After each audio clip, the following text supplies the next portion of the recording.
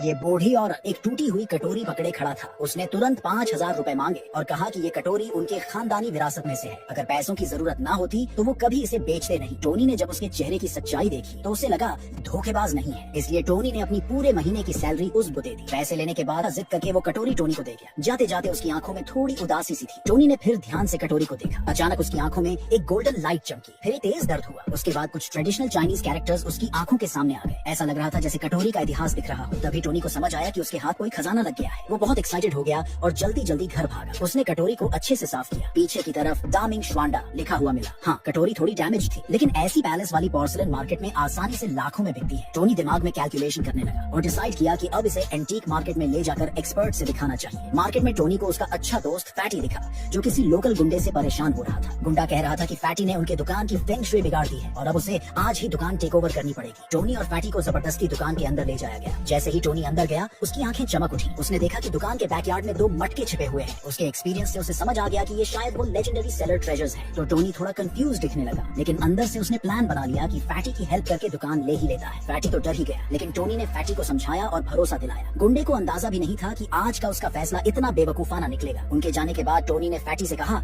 कि रात को 12 बजे फावड़ा लेकर दुकान पर आना। फैटी थोड़ा कंफ्यूज था, लेकिन अपने दोस्त के कॉन्फिडेंस को देख के उसने पहली बार उस पर भरोसा कर लिया। उस रात टोनी और फैटी चुपचाप दुकान के बैकयार्ड में पहुंचे। उन्होंने जल्दी से अपना टारगेट पहचाना और खोदना शुरू कर दिया। जैसा कि टोनी ने सोचा था, ज्यादा टाइम नहीं लगा और 2 मटके जमीन से बाहर आ गए। दोनों से रहा नहीं गया और उन्होंने फटाफट मटके खोले। अंदर ढेर सारे सिल्वर कॉइन्स थे। फैटी ने एक सिक्का उठाया, उस पर फूंक मारी और फिर अपने कान से लगाया। जो खनकदार आवाज आई वो साफ बता रही थी कि ये सिक्के असली चांदी के हैं। सच में हकीकत ने उन्हें डिसअपॉइंटेड नहीं किया। दोनों ने बड़ी एक्साइटमेंट से सिक्के गिनने शुरू किए। गिनती के बाद पता चला कि हर मटके में 108 सिक्के थे। हर सिक्के की वैल्यू 10,000 मानो तो टोटल हुआ 2,16,000। पैसे देकर अब उन्हें ट्रेजर अप्रेजल इवेंट में हिस्सा लेने का कॉन्फिडेंस आ गया। अगले दिन टोनी और फैटी कंपटीशन में पहुंचे। टोनी ने कैजुअली इधर उधर देखा, तभी उसकी नजर एक पत्थर के पास छुपे हुए पीले जटियाइट पर पड़ी। उसने तुरंत फैटी से बोला कि इस पत्थर पर बोली लगा, लेकिन जब फैटी ने स्टार्टिंग प्राइस 2 लाख देखा तो वो हिचकिचा गया। उसे इसे सिक्योर करने के लिए करीब 3 लाख चाहिए थे। बाकी लोग मजाक उड़ाने लगे, लेकिन टोनी की समझाने पर फैटी ने आखिरकार पत्थर खरीदने का फैसला कर लिया। थोड़ी देर में स्टोन कटिंग का टाइम आ गया। फैटी ने टोनी को उस मोमेंट का गवाह बनने बुलाया और जैसा टोनी ने कहा था, पत्थर के अंदर से गोल्डन जेडियाइट निकला। सब लोग हैरान रह गए। तभी वही गुंडा अपनी बेटी के साथ वहाँ आ गया।